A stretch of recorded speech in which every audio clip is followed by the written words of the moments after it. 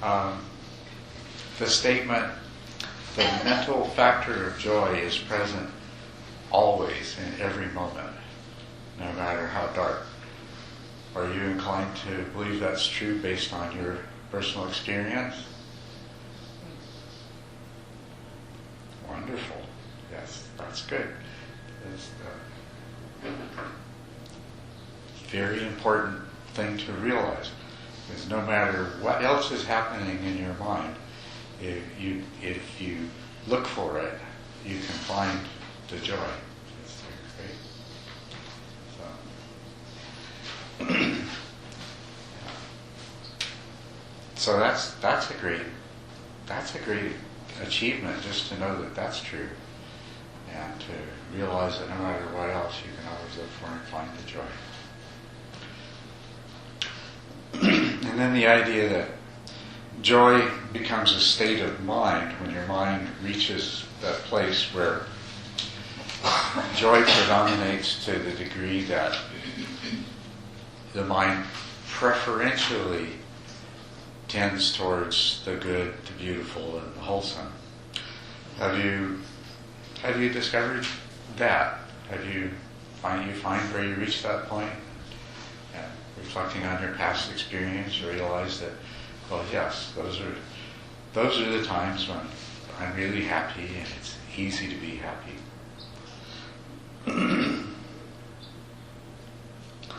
So, yeah, anything else that anybody has learned or discovered since we last talked?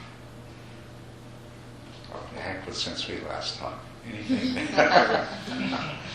Anything that you've discovered about this?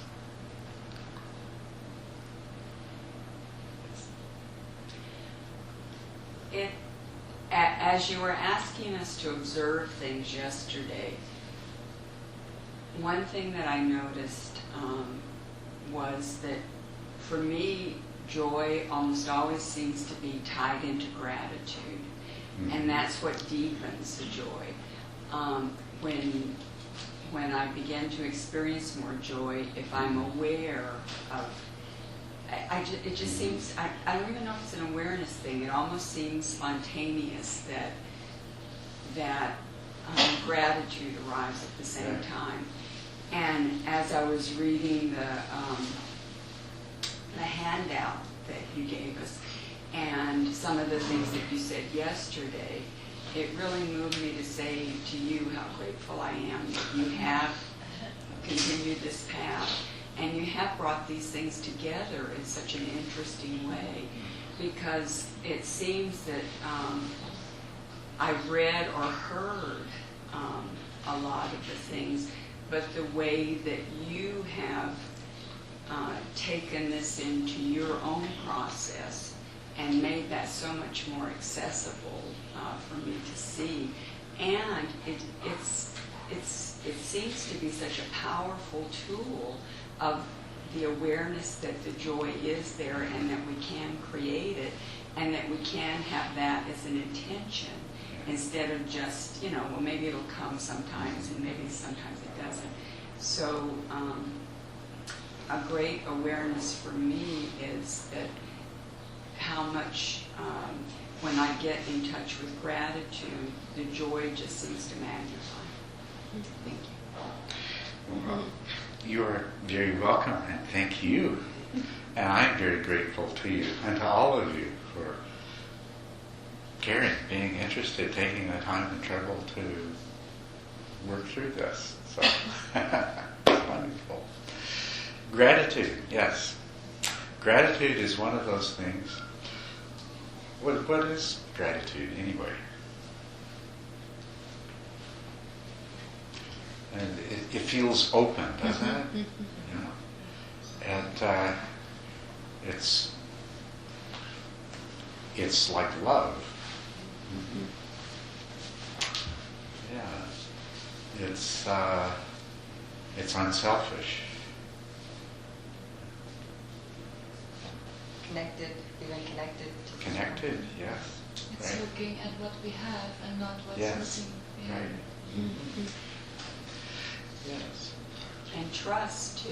I think think it has an element of trust. Trust that things are okay as they are, and appreciation, just becoming aware that there is an effort and an energy that people and the universe and nature put forth, and that we benefit from that. Yeah. There's a really profound discovery. We need to first get to the place of acceptance instead of resistance and denial and struggle. So we first get to the place of acceptance that, okay, well, this is the way it is, and then we start to realize, well, actually it's wonderful the way it is. And then we begin to be thankful for the way it is, and then we fully embrace and love what is, and what everything and everybody in the world has to offer us. And so joy is associated with acceptance, with love, with gratitude. At least that's the way it is for me. It's this opening up and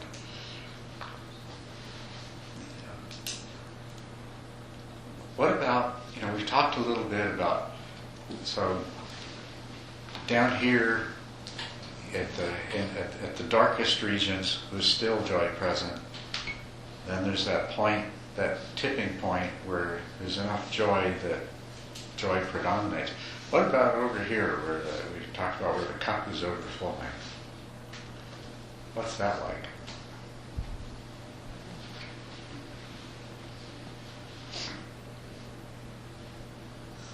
Well, that's that. It's great. Yes, it certainly is. That's the place.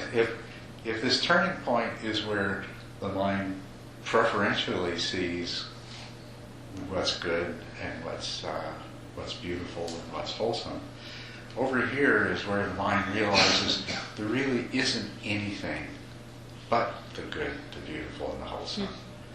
That it's all that way. That anything else was just something that was being projected by the mind. That all of the negativity comes not from that which we are experiencing, but from the mind through which we experience it. Yeah, when you're feeling that joy, I think you can compare to when you're not feeling the joy, and it feels like when you're not feeling joy, it's just all storylines that you're making up. Like you just added a bunch of stuff that's unnecessary. And you think, why am I doing that? Yes. But then when you're doing it, you think, I can't stop doing it. Yes.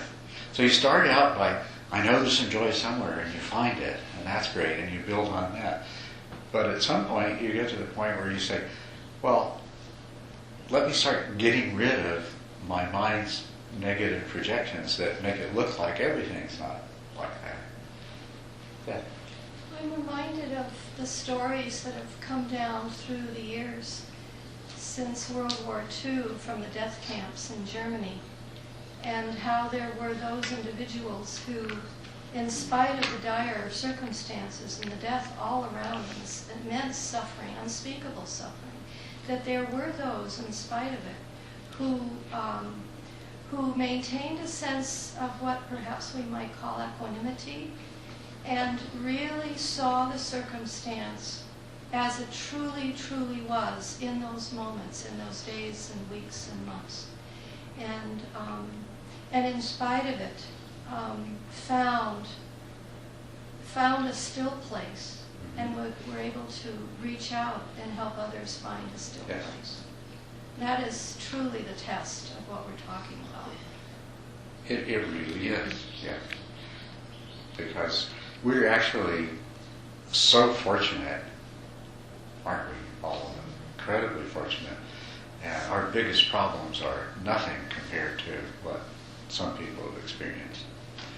But things like the Nazi concentration camps of World War II and all sorts of other things like that.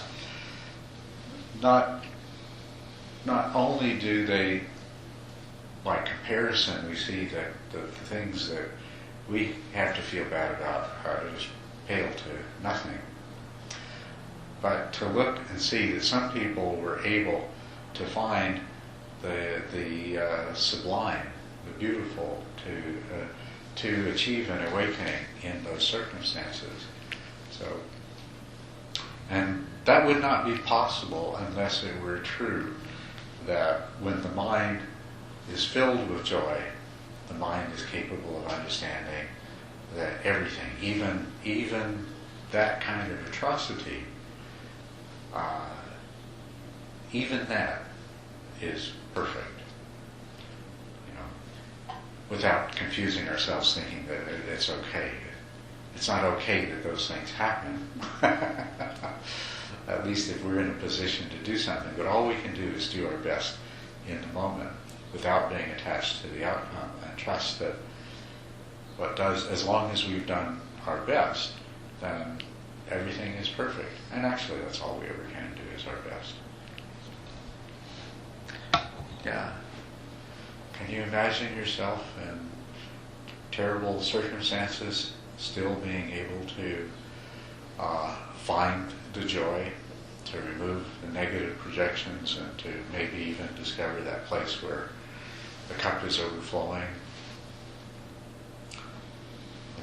I know it's difficult to imagine, but can you stretch enough to at least see that yeah, that's possible. If it was possible for anybody else, it's possible for you too. Yeah. I feel like I've observed, even in the most moments of some of the most intense kind of pain or grief, there often has been a certain kind of palpable sense of, I don't know what to say, even like grace or, positivity within that. It's almost like it's the fear of those that's really the biggest negative, rather than the experiences themselves. Yes. And even when a lot of people have observed, and I've heard and I've experienced it, when you're like about to hit that car, you're like about to hit that car accident. There's this moment of just kind of clarity. It's not it's not a scary thing. It's not a terrible thing. It's just like an okay thing. Yes. In those kinds of moments, which I imagine most of you have had at one point or another, you somehow step right outside of yourself and everything becomes totally clear, and you're totally capable of just being and responding. If something's happening in a car and you're the driver, it's amazing. Your body will take over and it will do the most appropriate things that it can, while somehow you're just watching it all unfold. I wonder, when you talk about negative projections, there's also positive projections. If hope comes in, like if you are in a very dark place, and you have that positive future projection, this will change also. Then, but it's all projection anyway. But it does help in the moment, right? Yeah. There is though a difference. I mean, optimism is a very good, wonderful thing. Hope is a wonderful thing. But optimism and hope are not grounded in reality. They're grounded in the mind's projection. More powerful than optimism and hope are being fully present with reality, being able to accept it, even being able to love what is in the moment. That, as good as hope and optimism are, that's a whole level better. That's where we can potentially go. That's where we want to try to go.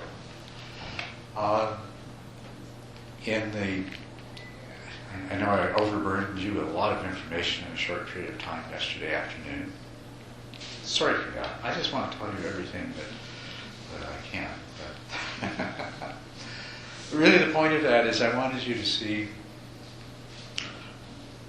that this really powerful experience of joy, the cup overflowing experience, is part of the meditation process. And it is part of the process of awakening to what really is, awakening from the dream that is the projection of our mind. But one of the things that I want to make sure that you do understand is these traditional presentations make it sound like you just plug away at developing the other meditation factors until someday, poof, there it is. And a lot of times that is the way people experience it. But that approach, I think you're less likely to actually achieve that blossoming of joy. And I think the really important thing that I hope we're all discovering together is you don't have to wait. The joy is always there, which means that you can always find it, both in your meditation practice and outside of your meditation practice. And you can cultivate it, and you can nurture it. And the more that you do that, the easier it is to bring yourself to that state of the overflowing cup. The more quickly you'll reach there.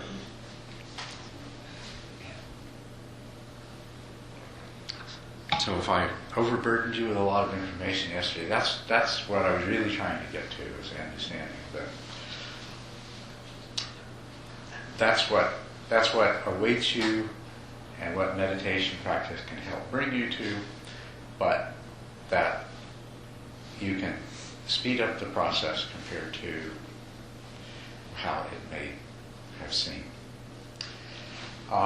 Just a little time, yes? It's just actually kind of a relief realizing that maybe when you're feeling anything but joy, flat or whatever, that you can remember, oh, joy's present. Maybe I can find that right now, or I can check exactly. It out. Absolutely, yes. That's what I want you to really recognize and keep with you. That there's no such thing as a bad meditation, and there's no such thing as a situation in life where you can't find the joy. And so no matter what you're doing, no matter where you are, if you can just remember, I know the joy is there. Let me find the joy. Let me nurture it. Let me find a way to make it a part of where I am right now and what's happening right now. And it will help. It will carry you forward. Yes? You alluded yesterday to something that sounded to me as though we could kind of pretend to be joyful when we're not, and eventually we get there. There's an old saying, fake it till you make it, and sometimes that's very helpful, and it actually works. Would you say, sometimes I have trouble finding the joy or being with it. Yes. Yeah. And I have to remember that I don't have to feel it, I can kind of pretend I feel it, and then it takes over. Yes, that's right. And there is a distinction between pretending you're happy or pretending you're joyful, and what I would say, pretend the state of joy is there and start directing your mind to do the things that it would do naturally if the joy is there. That's the finding the joy part, because in fact it is already there. It's just kind of hidden behind all of the other stuff that's going on in your mind. So, yeah. So, that's right. No matter what, you can look for it. There's something positive in every situation. And all you need to do is to nurture that awareness. Yeah. Yes. In the same vein, there's moments of grief or craving that are very intense, and one can find those states and then know that you're surrounded by bliss and joy, and yet it's unattainable. And so you're saying, it's like there are times in life where the pretending is not possible. Even doing the best that you can, even knowing that it's over there, it's right, it's right here, it's surrounding me, and yet it's unattainable, what would be the next step, the technique, the move? You're saying, okay, go ahead and smile. Well, that's helpful, but if the tears are rolling down your face, that could be a little, tricky, right? So, what I'm looking for is, I know that if you asked me to go climb up a telephone pole, I'd have a hard time to do it. But if you gave me 1,000 steps, I could do it in a flash, or even 100 steps. But 1 or 2 is difficult. And I'm looking for those first couple of steps. And maybe there's meditative technique or a way. I'm looking for the way from the place where it's the toughest place we go.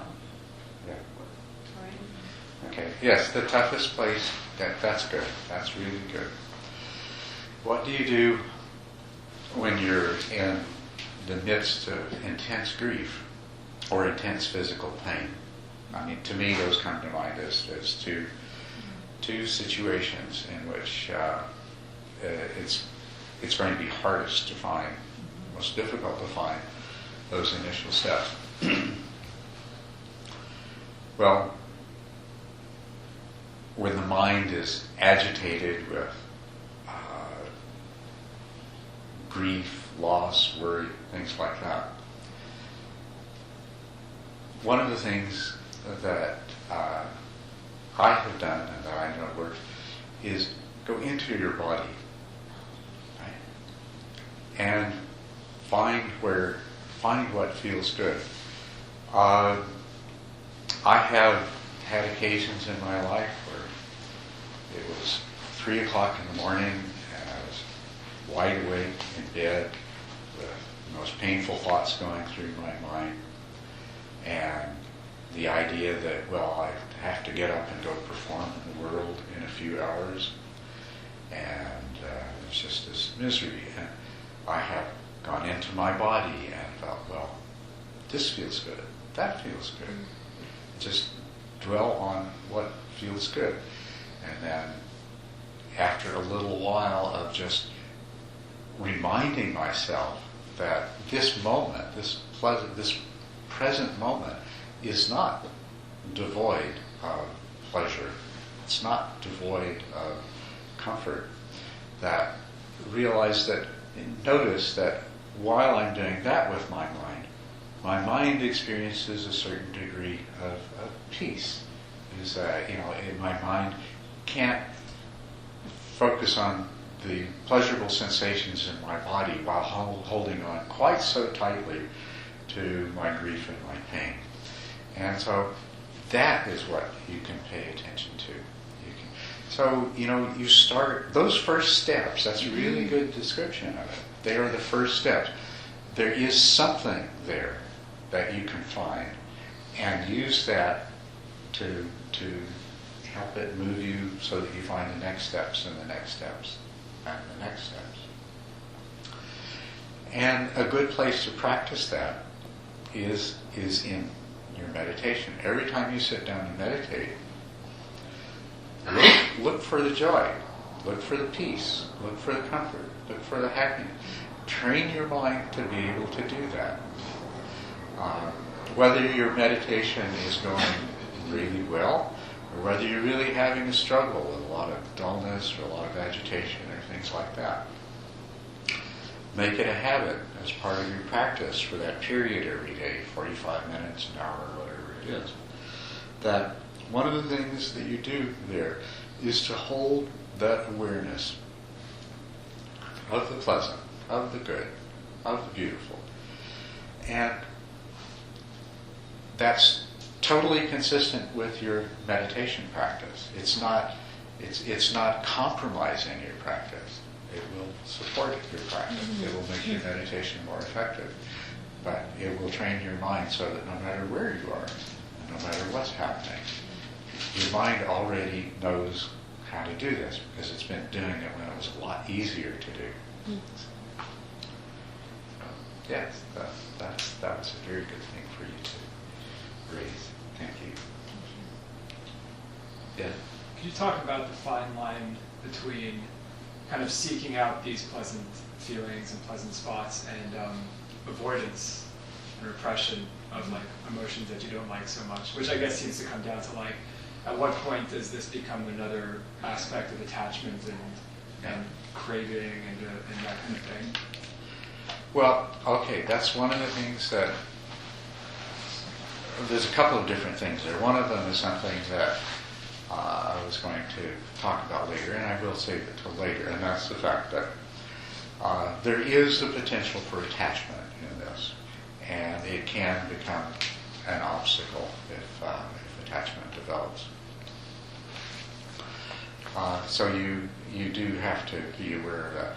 The other thing, though, is what we're talking about is not avoiding or suppressing or in any way trying to eliminate from our experience the difficult and the painful aspects. We're not trying to shut them down. We're trying to preferentially attend to the good, the beautiful, and the wholesome. Letting the others be there with the idea that as we go along, as we climb to higher and higher steps, what was not so good we begin to appreciate that it is good in its own way too. So that's a very important point, is that we're not trying to suppress anything. We're just preferentially redirecting the focus of our attention, the nature of our perceptions, and allowing the mind to respond to that by generating a different tone of feeling in response to those things.